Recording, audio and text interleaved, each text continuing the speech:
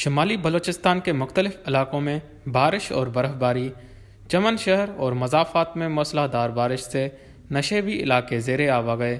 Cost top پر برف باری کے ساتھ ہلکی دھند، کوئٹہ چمن شاہراہ اور کوئٹہ صوب شاہراہ پر ٹریفک کی روانی متاثر ہے۔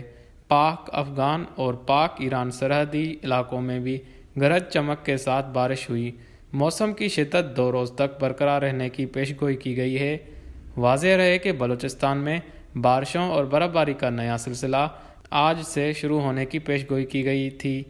ذرائع کے مطابق بارشوں اور برف باری کے نئے سلسلے کے زیر اثر سردی کی نئی لہر بھی آئے گی، جبکہ شمالی بلوچستان میں پارہ -16 تک گرنے کا امکان ہے۔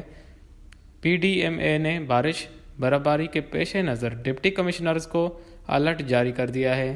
ہیوی مشینری قومی شاہراہوں پر پہنچا دی گئی ہے، جبکہ شہریوں کو آئندہ 2 روز تک غیر ضروری سفر سے گریز کا مشورہ دیا گیا ہے۔ وش نیوز، کراچی۔